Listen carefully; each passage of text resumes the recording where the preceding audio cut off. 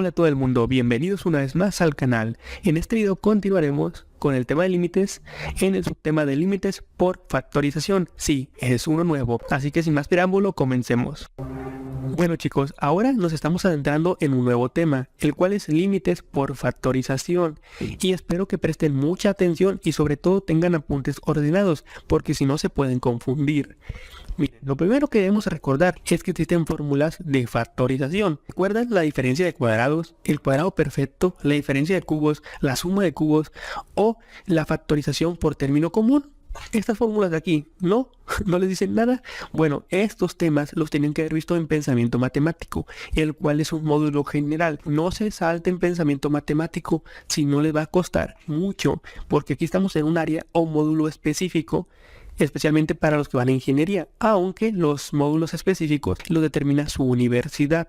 Bueno, esto tómenle captura de pantalla, imprímanlo porque más adelante va a ser importante. Y también de la ley de los exponentes o de las potencias, quiero que tomen la fórmula número 4, pero modificada con X. Ahorita nada más apúntenla, más adelante la vamos a usar. Bien, una cuestión también muy importante. ¿Por qué límites por factorización? ¿Por qué es necesario? Bien, resulta que a veces nos encontramos con indeterminaciones. Estas indeterminaciones son de dos tipos. Puede ser un valor cualquiera, 1, 1000, 100, etcétera, entre 0, o puede ser el mismo 0 entre 0. Y si ustedes utilizan su calculadora y justamente reproducen esta operación, les va a salir error. Estamos ante operaciones que no pueden ser determinadas. Simplemente esto no se procesa. Entonces nosotros necesitamos obtener otra metodología que nos permita saltarnos esto, es decir, como un hack. Y una forma de solucionar esto es a través de la factorización. Así que, sin más preámbulo, empecemos con la primera de toda esta lista. De hecho, los siguientes 3 o 4 videos únicamente va a ser para límites por factorización. Ordenen los apuntes, no las vayan a confundir. Son realmente muy sencillas y trataré de darlo muy específico, pero no está de más la advertencia, así que continuemos. Bueno people, como estamos introduciéndonos a un nuevo tema que es límites por factor común, es importante dejar claro un par de cosas. En primero, para entender el factor común, voy a utilizar este ejemplo, el cual es un límite cuando x tiende al 0 de esta función. Y también lo del factor común. Concretamente vamos a empezar dejando claro lo siguiente.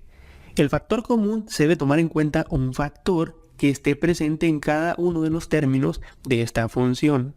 Así que, en primer lugar, ¿qué es un factor y qué es un término? Bueno, los términos son todos esos que están aquí. 3x al cuadrado es un término, 5x a la 4 es otro término, y esos 3 de abajo también son otros 3 términos. Entonces debemos encontrar un factor, es decir, un elemento o elementos presentes en cada uno de los términos. Ustedes a simple vista, ¿cuál creen que sea ese factor común? Está bien fácil. Obviamente todos tienen la X. Alguno pudiera pensar, bueno, todos también tienen un número. Sí, pero estos números no son iguales. Así que esos factores los voy a poner de este lado. Y el factor común, ya mencioné que es la X. Pero concretamente, ¿es X o es otra X? Tal vez X con potencia 2, con potencia 4 o 8. O tal vez sea un número con una X. Eso no lo sabemos. Y para mí es muy claro, es X al cuadrado el factor común. Para ustedes no lo sé. No sé cuál es su nivel de experiencia con este tipo de problemas. Así que lo voy a hacer manual, es decir, de poco a poquito con peras y manzanas por una única ocasión. Voy a tomar cada uno de estos factores y los voy a descomponer. Por ejemplo, 3x al cuadrado es 3xx. X por x, x al cuadrado. De igual manera, 5x a la 4 pues es un 5 que multiplica a 4x enfrente de esta. 2x al cuadrado, lo mismo, ¿no? 6x a la 4, 6 y 4x. 7x a la 8 son 7 y 8x. Bien, aquí de forma manual yo voy a poner este rectangulito y me doy cuenta que mi factor común es aquello que comparten, que tienen todos en igual. Esto yo lo quiero dejar muy claro para que no se confundan. De hecho aquí justamente está marcado, ¿no? ¿Qué elementos comparten en común estos? Pues estas 2x que tienen cada uno. De ahí en fuera pudieran ser 3x, sí, pero por ejemplo al primer término le faltaría una x y al tercero también. Entonces mis únicos factores en común son x y x, que de otra forma puede ser x al cuadrado. Bueno, una vez que yo identifico este factor común, mi siguiente paso es dicho factor terminar multiplicando a los demás términos. ¿De qué manera? Bueno, voy a enfocarme en la parte de arriba de esta función, pero bueno, es una división de fracciones, se pudiera decir. Entonces, en la parte de arriba tengo esto, 3x al cuadrado más 5x a la 4. Y presten mucha atención, ¿cuál es el factor común? Es x al cuadrado. Muy bien, dice que dicho factor terminará multiplicando a todos los demás términos, a todos los sobrantes. Abro un corchete aquí y verifico el término del primer factor, es decir, ¿qué me sobra aquí? Únicamente el 3, entonces pones el 3. Posteriormente tienes un más, entonces pones el más. ¿Qué tienes adelante? Ok, pues es un 5x a la 2. ¿Dónde lo puedo ver? Bueno, porque aquí tengo esto descompuesto, 5xx, estos x pertenecen a x al cuadrado y estos dos x de aquí pertenecen, están libres. Y justamente es lo que pones acá, 5x al cuadrado. Esta es una forma de visualizarlo, pero ciertamente los que tenemos experiencia sabemos que x al cuadrado por 3 es 3x al cuadrado. X al cuadrado que multiplica 5x al cuadrado es 5x a la 4. Bien sencillo. Son diferentes formas de verlo, pero bueno, supongo que esta es una muy sencilla. De igual manera hacemos lo mismo con los términos de la parte de abajo, estos tres. Y aquí mucho ojo, siempre que utilicemos factor común, debe ser un factor común tanto en la parte de arriba como en la parte de abajo. Así que de momento todo bien. Bueno, abro paréntesis y ahora, ¿qué elementos yo tengo sobrantes? Bueno, para la parte de 2x al cuadrado sería simplemente el 2. Para 6x a la 4, ¿cuál sería? Pues sería ese 6, ¿ok? Bueno, más 6 y x a la 2. Posteriormente tenemos un negativo, lo mantenemos y agregamos el x a la cuánto. ¿A la cuánto? ¿Cuánto es aquí? ¿Cuántas x tengo acá volando? Tengo 3, 6. Entonces son x a la 6. Esto debí haberlo puesto transparente, pero en fin. Y de esta manera es como nosotros aplicamos el factor común y lo sacamos de dentro de esta función. Así es como vamos a estar trabajando. Si no lo entendieron hasta este punto, no se preocupen. Para eso tenemos ejercicios posteriores y también dejaré un video en la descripción. Es un tema de pensamiento matemático, pero bueno, intenté repasarlo de esta manera. Si no lo entendieron, por favor, escríbanmelo. Puedo volver a resubir esta parte, no se preocupen. Tengo tiempo, porque sea algo muy rápido. Bueno, de igual manera continuemos, ¿no? Para que quede totalmente claro, tengo aquí 3 ejercicios en los cuales no vamos a resolver, únicamente vamos a obtener el factor común. Otra cosa importante, generalmente las funciones o límites con factores comunes son de este tipo. Todas comparten un elemento en común, que viene siendo la x. O sea, aquí no hay de 3x al cuadrado más 2x más 3, no, todas tienen x. Una vez que aparezcan puras x, seguramente sea factor común. Ustedes se preguntarán, oye, ¿y por qué no mejor le meto el 0 a las x? Ah, porque si tú metes un 0 aquí en las x, todo te va a dar 0, 0 entre 0. Así que mejor no lo hagas, aunque más adelante lo veremos a detalle. Bien, ahora sí, identifiquemos el factor común de una manera mucho más rápida. Evaluamos el factor común en la primera límite, ¿no? ¿Cuál creen que sea? ¿Qué factor tienen todas en común? X, x al cuadrado, x a la 3, x a la 4 o x a la 8. Bien, anoten esto. Cuando tengan un límite de esta manera, como una función, siempre agarren la x de menor potencia. ¿Cuál es la x de menor potencia? Pues x a la 1. De igual manera con el segundo término, tenemos a la 4, a la 7, a la 5, a la 6 y a la 8.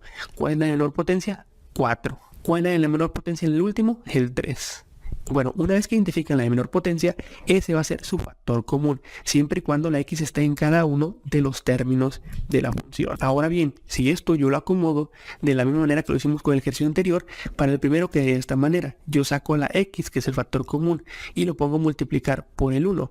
¿Por qué? Porque x por 1 te da x. Luego tenemos x por x que da x al cuadrado. De igual manera en la parte de abajo, x... Ok, yo lo saqué, entonces como me queda esto, el x a la 3 se vuelve x a la 2, el más se mantiene y el 6 se queda y el x a la 4 de aquí se vuelve x a la 3. ¿Por qué? Porque x por x a la 3 es x a la 4. El negativo se mantiene, el 7 también y este x a la 8, ok, yo le quité nada más una x que la mandé para afuera, entonces x a la 7. De igual manera, y estos dos se los dejo a ustedes para que los analicen, pero es básicamente el mismo principio. No está muy complicado, pero es la base. Sin esto no vamos a entender factor común. Bien, Bueno chicos, ahora sigamos de lleno con el primer ejercicio, el cual nos pide determinar el límite cuando x tiende a 0 en esta función, la cual previamente analizamos y le sacamos el factor común. Pero antes de hacerlo, por factor común, voy a introducir el valor al cual tiende la x, para que vean exactamente lo que pasa, aunque creo que es algo lógico. Una vez que yo pongo el valor de x, que es 0 en cada uno de las x, obtengo 0 entre 0, lo cual es un valor indeterminado, y esa es la razón de por qué recurrimos al factor común.